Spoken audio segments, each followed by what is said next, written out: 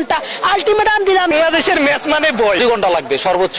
নাহিদ রানা তো বলেই সাসপেন্স। তিনি আবারও প্রমাণ করলেন তিনি একজন টেস্টের সেরা বোলার। মানে হার্টবিটটা আমরা সাথে নিয়ে থাকি, কোন সময় জানি অ্যাম্বুলেন্স প্রয়োজন হয় সেটা আমরা জানি না, বুঝছেন?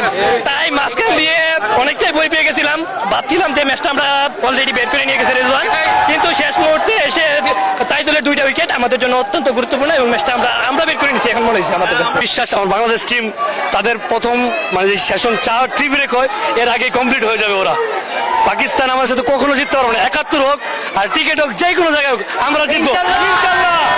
পাকিস্তানকে আমরা হারাই যাবো ইনশাআল্লাহ। এই যখন রিজন এবং সালমান আলী আগা যখন মাঠে ছিল তখন একটু ভয়ও কাজ করতেছিল, আর যদি 5 উইকেট নিয়ে আগামী দিন শুরু করে প্রথম সেশনের আগে ওরা কিন্তু খেলা শেষ করে যাবে। কিন্তু ওই শেষের দিকে এটাই হচ্ছে টেস্ট ক্রিকেটের মূল সৌন্দর্য এবং নাইসলি পয়েসড আমি বলবো যেটা। এবং শেষ বিকেলে যে 2টা উইকেট তাইজুল ইসলাম মানে বাংলাদেশকে এখন আপফ্রন্টে রাখছে। নাহিদ রানা তো বলেই সাসপেন্স, প্রতি বলেই সাসপেন্স। আমরা এক একটা বল দেখছি আর এবং গ্যালারি থেকে সবাই চেয়ার আপ করছে, মনে হচ্ছে যেন এই বলেই উইকেট যাবে। এটাই হচ্ছে নাহিদ রানা বোলিং এর আসলে বাংলাদেশ নেক্সট বিগ থিংস হচ্ছে নাহিদ রানা। রেজওয়ান আর সালমান আলী আকাশের সময় একটা পার্টনারশিপ, বড় পার্টনারশিপ, 150 রানের মতো একটা পার্টনারশিপ হয়ে গেছিল। সে সময় আমরা অনেক চিন্তিত হয়ে পড়ছিলাম। তারপর তাজুল ভাই এসে অসাধারণ একটা সুইং মেরে টেস্টের সেরা বোলার হয়ে তিনি উইকেটটা নিলেন। তিনি আবারও প্রমাণ করলেন তিনি একজন টেস্টের সেরা বোলার। 4 ঘন্টা পুরোপুরি বলে ফেললাম ভাই, 4 ঘন্টা অনলি টাইম, 4 ঘন্টা আলটিমেটাম দিলাম, না হলে আমি আর খেলা দেখবো না বাংলাদেশের। পুরো 4 ঘন্টা আলটিমেটাম। ভাই একটা কথা বলে তামিম ভাইয়ের পায়ে ধরে আমি বলতাছি ভাই, আপনি আমাকে সাকিব ভাইকে এনে দেন ভাই, বাংলাদেশ টিমে একটা বড় বেনিফিট পাবেন ভাই।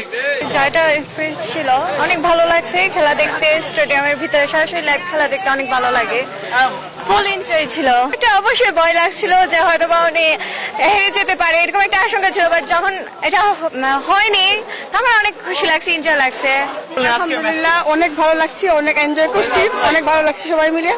আর পাকিস্তান বাংলাদেশ তো বলেই কথা, 1971 সালে আমাদের বিজয় হয়েছিল। আশা করি এই বছরই আবার বিজয় হবে, মানে এই বিজয় নিয়ে আমরা বিজয়ের গান গিয়ে উল্লাসিত করছি, অনেক আনন্দ করছি সবাই মিলে। আলহামদুলিল্লাহ অনেক ভালো লাগছে। বাংলাদেশ জয় হোক, বাংলাদেশ জিন্দাবাদ। ইনশাআল্লাহ আমরা জিতবো, ঠিক আছে, কনফিডেন্স আছে। আমরা পাকিস্তানকে সবসময় আমরা পরাজিত করতে পারলে আমরা ভালো লাগে, ঠিক আছে। আমরা বাঙালি জাতি, আমরা মানে বীরের জাতি, ইনশাআল্লাহ আমরা জয় করবো কালকে ইনশাআল্লাহ। 2 ঘন্টা লাগবে সর্বোচ্চ, আমরা জয় পেতে 2 ঘন্টা সময় লাগবে। 12টার মধ্যে ইনশাআল্লাহ শেষ হয়ে যাবে। নাহিদ রানার বল তো দেখেই না, পাকিস্তানি ব্যাটসম্যান রানার বল দেখি না। আশাবাদী ইনশাআল্লাহ রানা আর তাজুল ইসলাম ইনশাআল্লাহ এটা ম্যাচটাকে জয় করে নেবে। আইস ব্রেক করতে হবে, আগামীকালকে সবচেয়ে বড় ফোকাস হলো এই আইস ব্রেকটা করতে হবে, অল আউট করতে হবে, বাংলাদেশের বোলারদের ডিটারমাইন হতে হবে। আর আমার একটি কথা বলতে যাই বিসিবির এডহক কমিটিকে, এইরকম বোলার যেমন নাহিদ রানার মতো ট্যালেন্টগুলো খুঁজে আসতে আবারও পৃষ্ঠপোষকতা বাড়াতে হবে। যেমন রবি গত বছর বহু আগে বলার হান্ট নামক একটি অনুষ্ঠান, এইরকম হান্ট তৈরি করতে হবে যাতে প্রত্যেকটি জেলা উপজেলা থেকে এরকম উদীয়মান তারকা উঠে আসে। আর আমরা চাই বিসিবির কাছে আমাদের সিলেটে আরো বেশি খেলা হোক, আর টি20 ওয়ানডে আমরা খুব বেশি চাই। আর এরকম টেস্টে কিন্তু অন্য জায়গায় দর্শক হয় না, দেখছেন তো আজকে অনেক দর্শক আমাদের সিলেটে। আর আমরা চাই খুব বেশি সিলেটে টি20 হোক আর ওয়ানডে হোক, কারণ সিলেটের মানুষের সবারই কর্ম ব্যস্ততা খুব বেশি। আসলে আমি ফার্মাসিস্ট, আমি সকাল 10টার সময় ছুটি নিয়ে আসি এখান ডিউটি খেলা দেখতে, 10টা থেকে এখনো পর্যন্ত আছি, এখান থেকে গিয়ে আবার ডিউটি করবো।